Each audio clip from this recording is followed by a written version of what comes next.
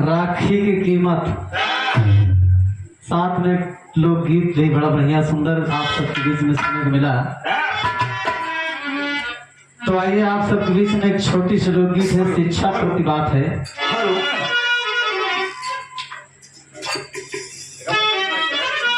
पहले के समय में लोग पढ़ा लिखा कम रहते हैं, बात करवाई देते हैं, लेकिन अब शिक्षित जैसा हो रहे हैं इंसान,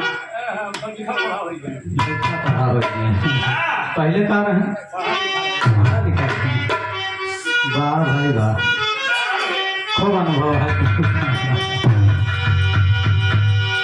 एक शिक्षा लगा मास्टर, कभो कभो गुरु जी गावत रहे,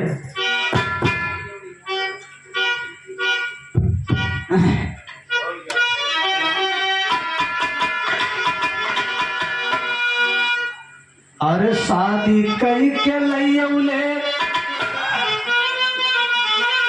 अरे शादी कई के लैयौले, अरे गवा नवा तीनों बिरना, शादी कई के लैयौले, अरे गवा नवा तीनों बिरना, दुल्हन पाए चंदा के सामनवा तीनों बिरना, दुल्हन पाए चंदा के।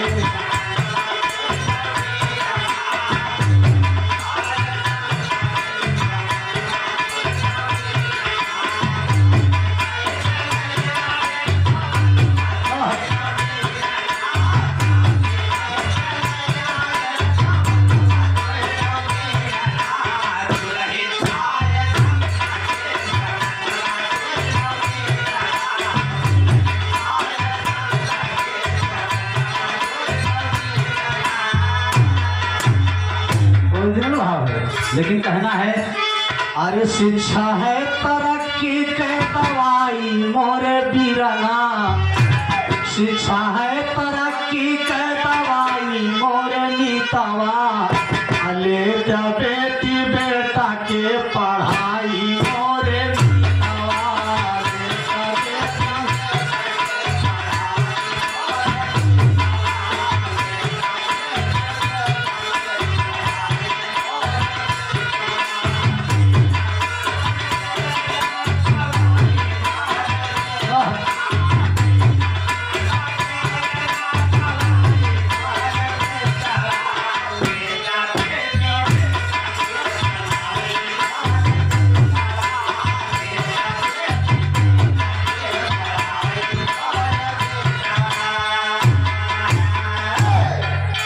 छोटा परिवार राखा साजा तू सपनावा, छोटा परिवार राखा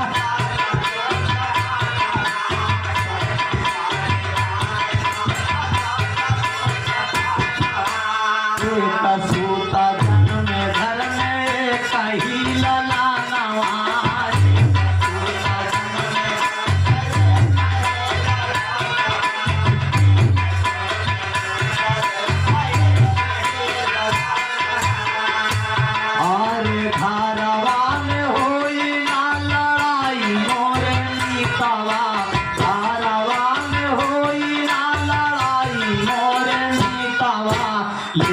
बेटी बेटा के पढ़ाई मोरे बीतवा बेटा।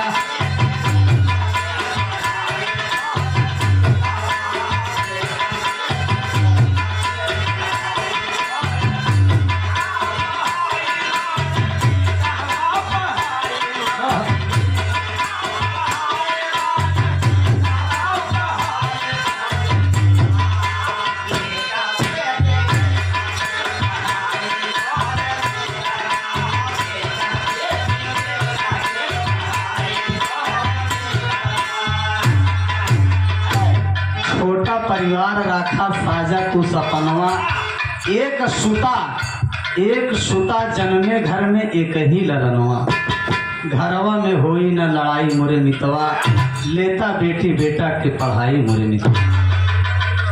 छोटा परिवार रहेगा तो घर में लड़ाई नहीं होगी। अगले भाव में कहना क्या है,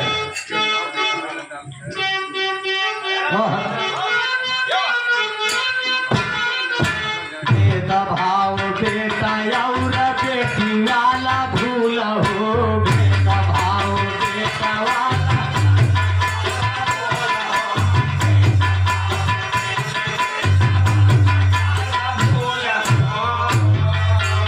भेद भाव बेटा बेटी वाला जाया भूल हो। भेद भाव बेटा बेटी वाला जाया भूल हो।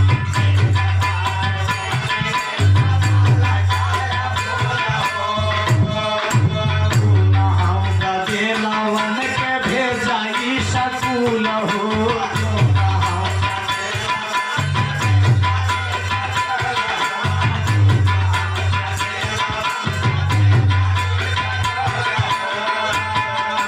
मेहनत के होई भार पाई मोर मीतवा। मेहनत के होई भार पाई मोर मीतवा। ले जा बेटी बेटा के पढ़ाई मोर मीतवा।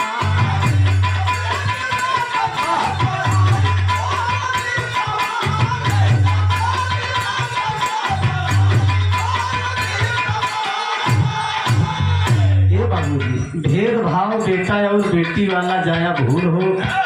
दोनों गदगवन का भेजा स्कूल हो। मेहनत के होई भरपाई मोरे मितवा। लेता बेटी बेटा की पढ़ाई मोरे मितवा। अगले भाव में कहना है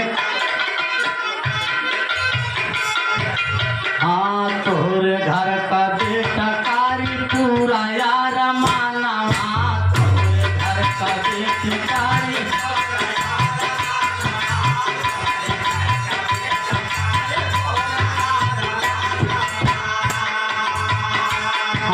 शिक्षित होई बेटिया तारी कोई घराना।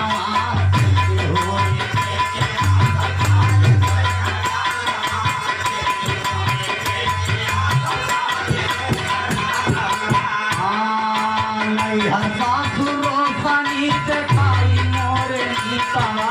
नैहर सासुरो सनी से खाई मोरे मीतवा। बेटा बेटा बेटी के पढ़ाई मोरे मीतवा।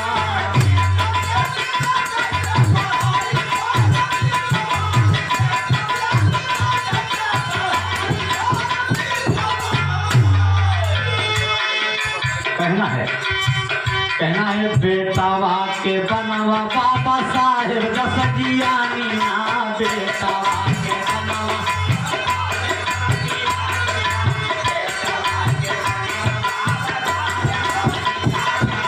सावित्री शाम होए घर कई भवानिया। सावित्री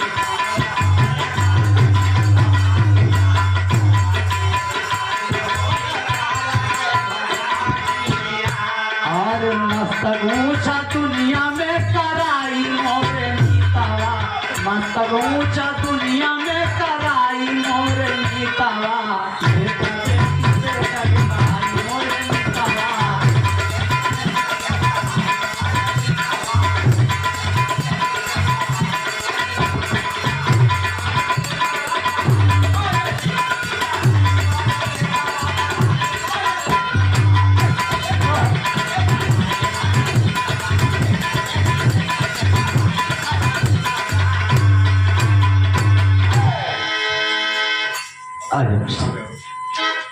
अच्छा भैया बड़ा बढ़िया सुंदर कांड अभी आप सब